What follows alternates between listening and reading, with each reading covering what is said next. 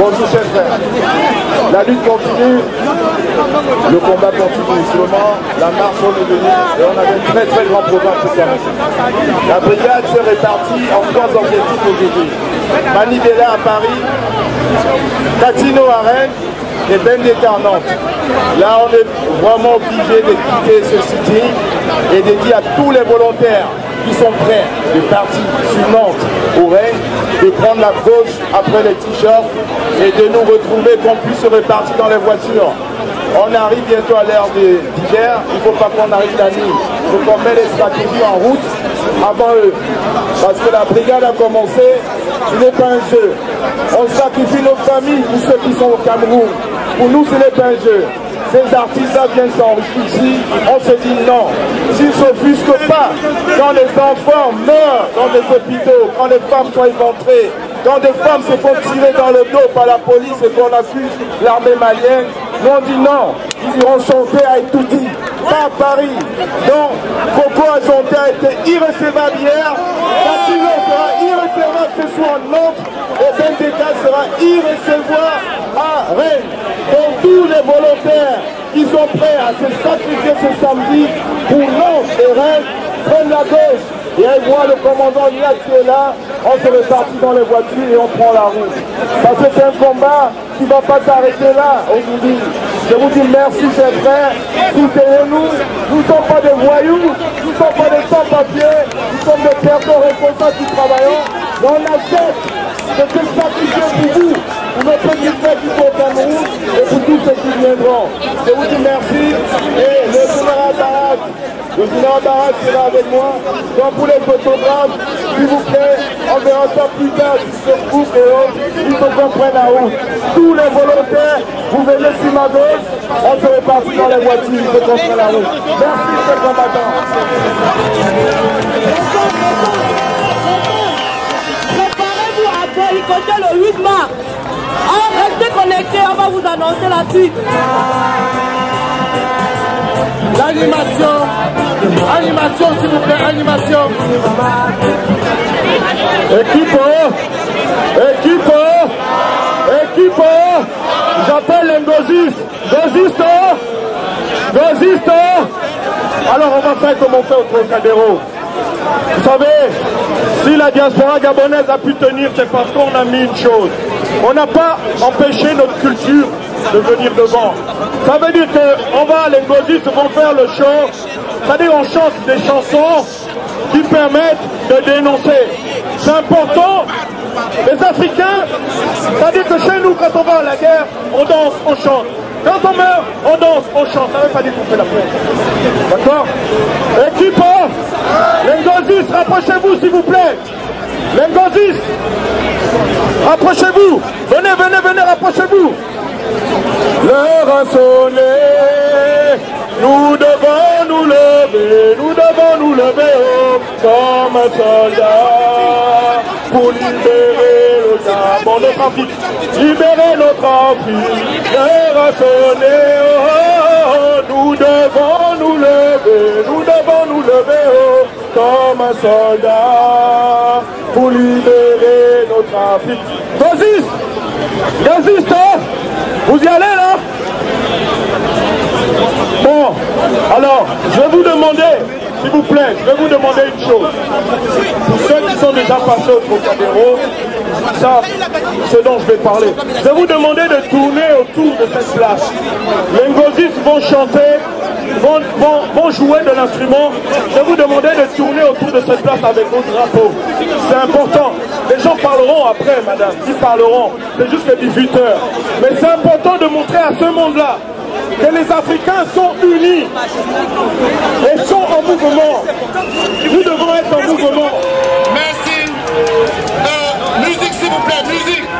Musique, DJ, musique. DJ, musique.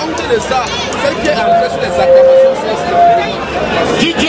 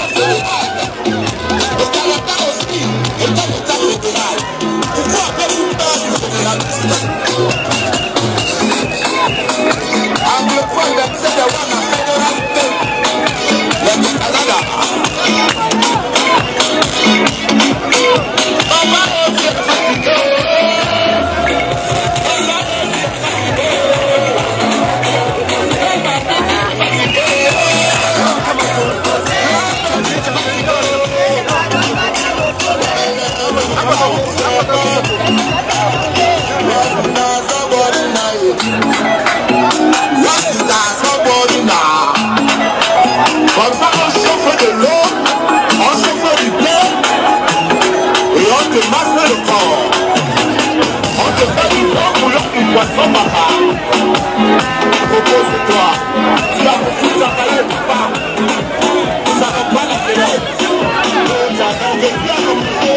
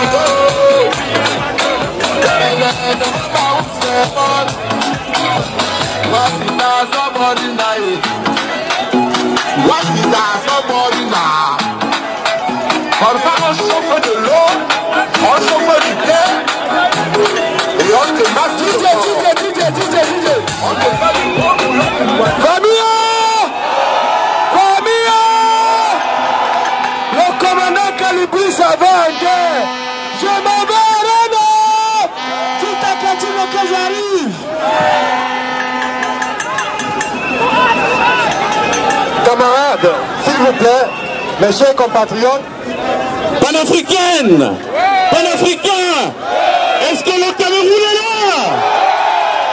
Est-ce que le Gabon est là? Est-ce que le Congo est là? Est-ce que le Togo est là? Est-ce que la Guinée équatoriale est là? Est-ce que la Centrafrique est là?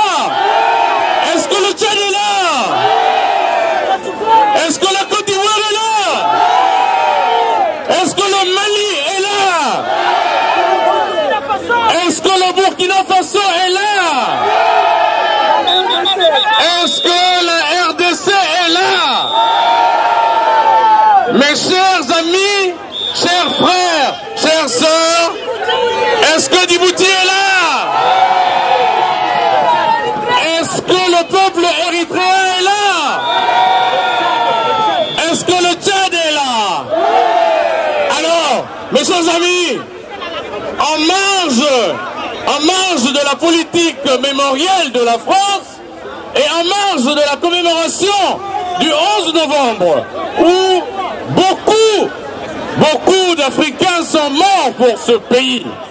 Aujourd'hui, réunis ensemble sur cette place de la liberté, nous voulons dire non, Non à ces dictateurs qui paupérisent à outrance leur peuple, ces dictateurs qui n'ont pour existence que l'assassinat, la corruption, des crimes économiques, des crimes de sang qui sont souvent maquillés, cautionnés par cette France, par cette politique inouïe de la France, que nous dénonçons.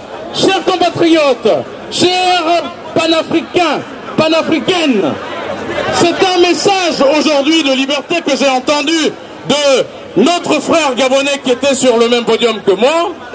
Je voulais juste vous dire, c'est un appel à la mobilisation de cette force africaine, démocrates et républicains africains. Soyez mobilisés, dites non à la France-Afrique. À la France-Afrique. Non à la France-Afrique. Oui pour nos libertés. Oui pour les démocraties. Oui pour que les démocraties soient enfin des vrais mots. C'est-à-dire que l'Africain soit libre, qu'au Congo, que la dictature crapuleuse et mortifère de tout ce qui se passe au Congo-Brazzaville, comme au Gabon, comme en RDC, comme au Tchad, comme au Cameroun, que ces dictateurs puissent partir pour laisser cette jeunesse que je vois là, cette jeunesse qui est inventive, cette jeunesse qui aujourd'hui doit écrire la vraie histoire de l'Afrique. N'oubliez pas les enjeux de 2050. La population africaine va doubler. Nous serons le continent le plus peuplé du monde. Le continent qui aujourd'hui regorge les plus grandes richesses naturelles du sous-sol. Nous voulons aujourd'hui que cette diaspora, qui est effectivement le poumon économique, par tout ce que vous envoyez par les Western Union, par l'argent que vous envoyez pour prendre en lieu et place des politiques gouvernementales qui sont stériles. L'Afrique aujourd'hui est paupérisée par les dictateurs. Nous ne pouvons pas accepter que ces dictateurs viennent parler de la paix alors que c'est eux qui sont à l'origine des guerres, c'est eux qui sont à l'origine des crises migratoires, c'est ces dictateurs qui nous ont envoyés en exil ici. Nous devons aujourd'hui, mes chers amis, nous rebeller, nous indigner. Nous devons aujourd'hui dire non à ces politiques et non à une fausse paix où d'ailleurs les États-Unis, qui est le grand payeur de la paix au monde, ne sera pas présent. De quelle paix parle-t-on? De quelle paix la France parle? Est-ce que c'est une paix unilatérale ou c'est une paix mondiale? Est-ce que c'est une paix avec les dictateurs ou c'est une paix à une vraie paix? Construisons, nous, Africains qui sommes ici, Africaines qui sommes ici, dénonçons la barbarie, dénonçons la violence gratuite qui sont semées par les dictateurs.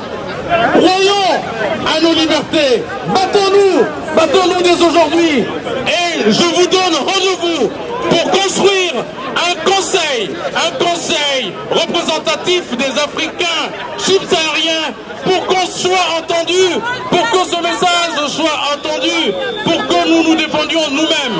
On ne peut plus déléguer notre protection à ces sous-préfets de la France. On ne peut plus accepter de déléguer notre souveraineté à ces sous-préfets de la France. On ne peut plus accepter que ces dictateurs restent pour paupériser notre peuple.